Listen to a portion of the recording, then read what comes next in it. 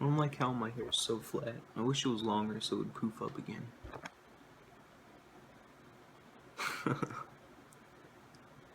Nah. Anyways, you guys came here to listen about my suicide stories and attempts and stuff like that. But before we start, I just want to say I'm completely against self-harm and can't even speak, man. I'm completely against self-harm and suicide, like, shit like that, you know? This is just dumb now. There's always a way out of things, like talking to people. Everybody has an outlet, even if you haven't found it yet, you know? Like, mine is drawing. What else? I don't do anything. Mine is drawing, yeah, and gaming, I guess.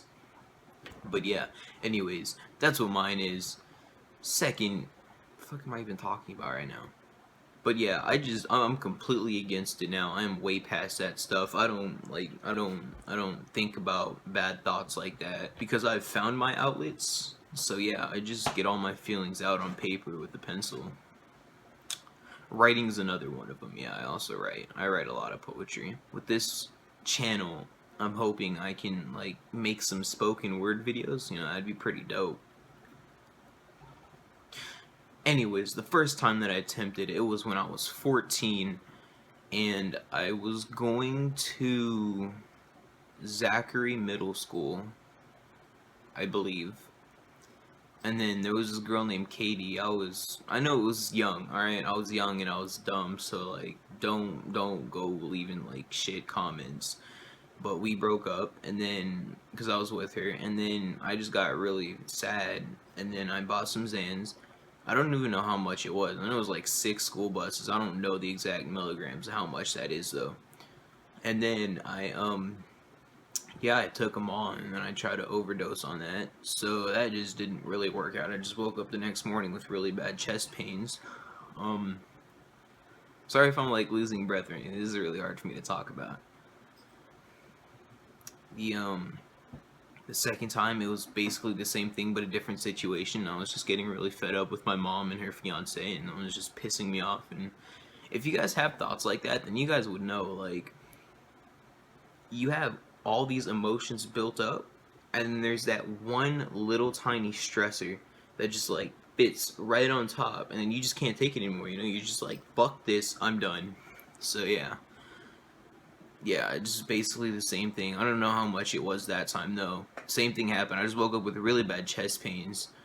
So then by this point I was like, yo, I'm not good at killing myself. I'm just gonna stop.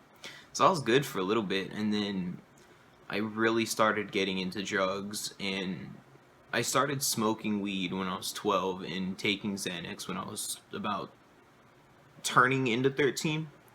Yeah. Yeah, it's not good. Like, yeah. So what the fuck am I even talking about right now? I was at school one day. I was a freshman. This was last year because I'm a sophomore now. I'm supposed to be junior.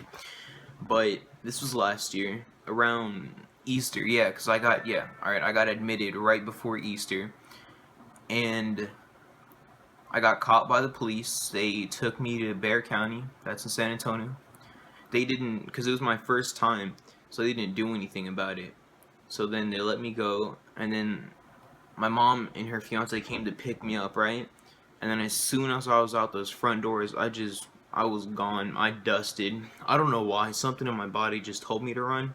He caught up to me because I was out of breath really bad. I was out of breath really bad. What the fuck? That doesn't. Do I even English right now? Jesus Christ. Eventually, he caught up to me because I had stopped at a gas station and hid behind the counter because the guy was really nice.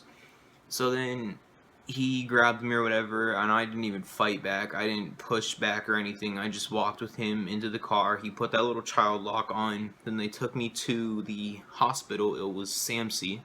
It's in San Antonio. This guy ended up talking to me while I was in the hospital. And then he told me about this place called Laurel Ridge Treatment Center. And I was like, yeah, that seems pretty dope. And then I went there. And the guy said it was only supposed to be for a couple of days. But I ended up staying for 104 days, and in those 104 days, I attempted to get Okay, so I had 300 milligrams of Seroquel, and it was over, I think it was like 18 to 26 pills that I had. I know it's a long range, but I can't remember exactly how much. I have it written in my journal because I kept a journal while I was in there. But anyways, yeah, one night I've been saving them up, all of them, and then I was like, yo, I'm just gonna do this on Saturday. And then on Saturday, I don't even know if it's Saturday, I'm just using that as an example. And then on Saturday night, I took them all, and then I woke up again with really bad chest pains, and I was like, yo, I didn't fucking die. Because this was in the middle of the night. First of all, I don't know how I didn't, like, go into a coma. Second of all, I don't know how I woke up. That's the same shit, bruh. Okay, anyways, that happened. So then I told the lady at the front desk, because it was a different shift, so I didn't know them, because I was never awake at night, because my sleeping pills knocked me out. And then I told them what I did, and they were like, they took my, the blood pressure or whatever, and they took my temperature. And then they were like, alright, just go lay down back in bed. And then the next thing I remember was, because there was this thing, it's called a quiet room, right? So if you're flipping shit, or if you just get mad and you just want to sit in the quiet room, it's a room with, like, basically 4 white walls, and there's, like, a little padded mattress on the ground for you can lay on. So yeah, the next thing I remember, I was laying down on the mattress, and then an EMT came to me, and then he was like, fucking, like, it hurt, bro. He was like rubbing my chest with his knuckle, and yeah, I was like, I didn't even say anything though. I just kind of like rolled around a little bit, because he was like, all right, man, you're gonna be okay. And the other EMT came, and they both picked me up and laid me on the stretcher. And then the next thing I remember was waking up to my grandfather's voice, and it was pretty chill, you know. It was like, because I like my grandfather, but yeah, I just remember waking up to his voice, and then eventually my grandma's voice. Okay, have you ever been like so tired where you just like in and out of consciousness, consciousness, whatever that word is, like you're waking up and then you're like falling back asleep, and then you're waking up and you're falling back asleep. Like that's what I remember. And then I heard my mom's fiance's, or her husband now, his mom, so my other grandma. I remember her voice, and then I think it was her daughter, which would make her my aunt. I just remember hearing all these people around me, and then somebody tried talking to me. I think it was my mom. No, it was my grandma, because I remember this. It was my step grandmother, and they were talking to me, and I was like, hi. And they're like, do you know who this is? And I was like, yeah, it's Grandma Debbie. And then they were like, yeah, and then I don't remember the conversations after that, and then I fell back asleep, and then I woke back up. I have no idea what time it is, because I was in the institution before, so of course I didn't have my phone. And then the windows had the really hard material covers or whatever, so you can't see through them, or any light passing through. The story is, like, I didn't die, obviously, because I'm sitting right here. Or am I a ghost? No, it's fucking cheesy. I'm not putting that in the video. Yeah. Anyways, yeah, so that's my suicide attempt stories.